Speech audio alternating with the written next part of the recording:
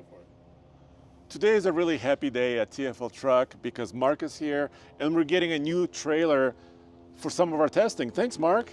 No problem. Glad you're getting it. So you brought your big Super Duty, but you don't have to have a big truck to tow this trailer, right? No, this is a pretty light trailer. Yeah. So let's check it out, guys. Let's come over with us. So we've used Aluma trailers for a couple of years now. Yep. This is basically our third year. This is super exciting. And it's a new type of trailer for you guys, right? Correct. Kind of newish. And I cannot wait to use it, but let's learn about it. Sure. So this is our Widebody series, and what the Widebody is as you can see, the deck is the full width of the deck. Yes. Out to 101 inches on the exterior. Which is basically kind of the regulation size on the highway. Correct. Right, if you look at a semi-truck trailer, it's basically full width, basically the same width, right? Correct. Yeah. Correct. So it's as wide as we can go legally to meet highway regulations. Yeah. But the nice thing about it, it gives you all the deck space to use. So everything that's getting wider, heavier, longer, you know, this is a perfect trailer for it. So this is a 20-foot model. And it comes in different lengths? It comes in different lengths. We'll do everything from 15 foot in a single axle all the way up to 28 foot in a tandem axle. Ooh, that's nice. Yeah, okay. yeah. This is a 20. This is a 20. This is a 20, okay. Yep. That's kind of what we wanted. I mean, I remember we had like a 24-foot deck, but because we drive in some of the tight cities as well, the guys didn't want something quite that lengthy. Yep.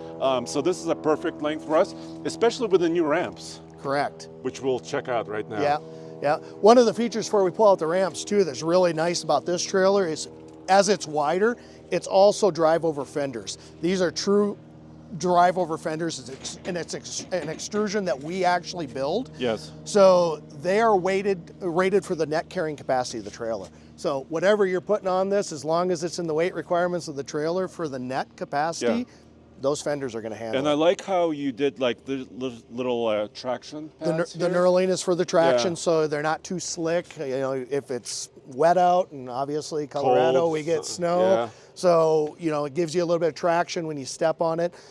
You can get off the machine, step off of it, and not have to worry about slipping and falling on your butt. Pretty good. Built-in D-rings, I've seen this before. Yep. This is really nice. Same D-rings we use on everything. They're a stainless D-ring. They're, you know, the 5,000 pound capacity swivel D-rings. So they'll actually be good for tying down.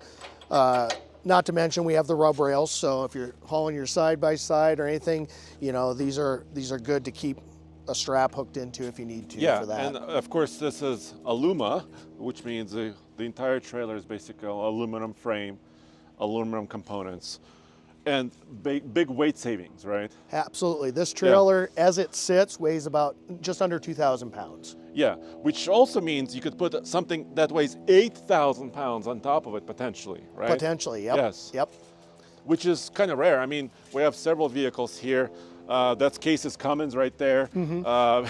It's a shorty, it's a two-door, but that still weighs about 6,500 pounds. Yep. So even Kase's truck, we could probably carry on this trailer if we wanted to. And being it is short, it gives you with the extra deck length that you can move it so you can center the weight a little bit better. Center the weight. Obviously, like any bumper pull, you don't want to exceed the 10 to 15% tongue weight on there. So the same thing with the trailer. And you have additional space to do that. Absolutely. On this one. I see, before we move the ramps, I see a couple of features here. You got the little shield up here. Yeah, this is what we call the rock guard, 24-inch rock guard. Just kind of helps keep the rocks and everything from your vehicle, you know, from coming up and hitting what you have. Yeah, I mean, you have mud flaps, but still something still comes off of it, Absolutely, right? Absolutely. And that's a great option to have, whether it be the snow in the wintertime, the mud, helps keep it off whatever you're towing. I like the spare tire here. This mount looks very tough because we have a little bit of washboard roads, you know, by the ranch. Yep. So we need something tough. Yeah, and the key here is, as you said, the washboard roads, making sure that this tire is adjustable so it rests down there, so it doesn't have the vibration on there. That's an important factor, but it's a great mount to have on there just to keep your spare tire because you never want to have a flat. Yeah, exactly. And yeah, your tags are here, so if you're wondering about the carrying capacity, you know, you always have this tag, your sticker here to know exactly what you want to do. And one of the other things when we're here, there's a switch right up by your spare tire where your hand was at. Oh. That's actually, if we flip that switch up. Down here? Yep. Okay. What happens? That'll actually, on the deck, there's some load lights here. So when you're loading up at night, here, let me make sure, because my Ford has power up. Power up. Actually, can you turn the headlamps on also? Because I want to see the embers and everything like that. There, so we have the amber marker lights, of course, brake lights and turn signals. But then also these lights. Aha! So when you're that. at night, when you're trying to strap something down, you can flip those lights on and you get the loading visibility that you need at night. Exactly, and we do that in the winter, of course. Absolutely. You know, after 4 p.m. Especially this time of year. After 4 p.m. it's already getting dark, you know, in the winter time, so this is really important. That's really cool. Let's see how it looks. Let me shut this off real quick. Okay. There we go. All right, let's kind of check out the ramps. Yeah, these are our 7-foot ramp. Okay.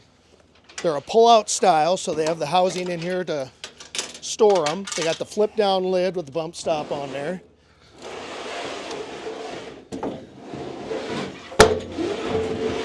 And here's another thing. Coming. If this was steel, it would be kind of hard to move a 7-foot ramp, right? Correct. But it's not steel. Yeah, this is a ramp we build. It's an extrusion we have. So these are designed to snap onto the back on that track there. And you can see they got the knurling on there, so for traction. They got the approach angle on the bottom side.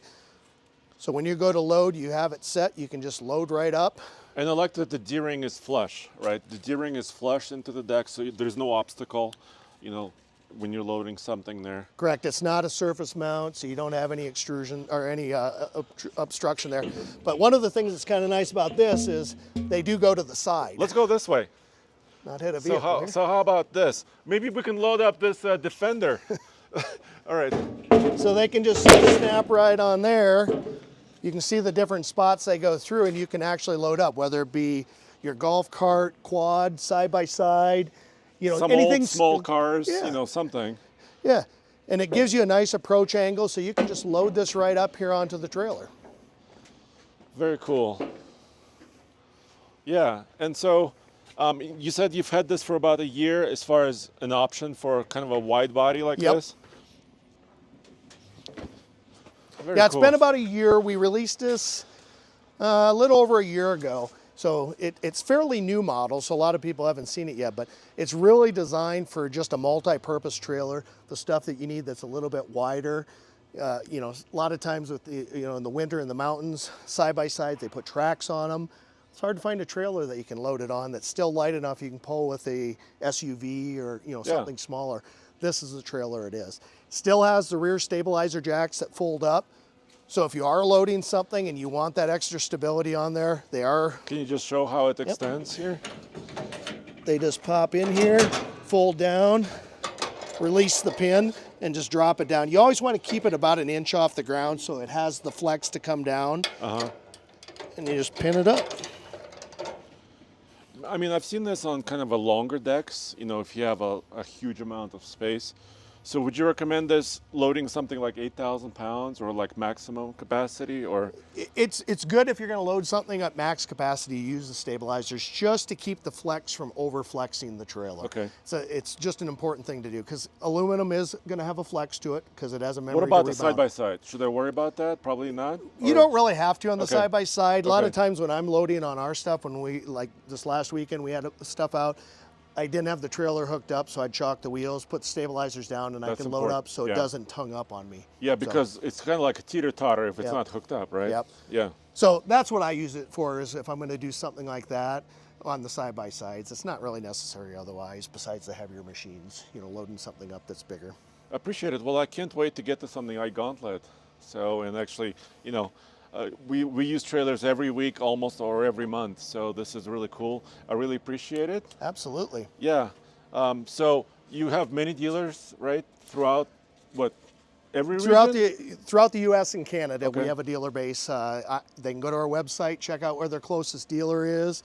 You know, in Colorado here, we got numerous dealers that are in the markets, whether it's Western Slope or the Denver market. Yeah. So. Right. I really appreciate it. Appreciate it. All right. Thank you.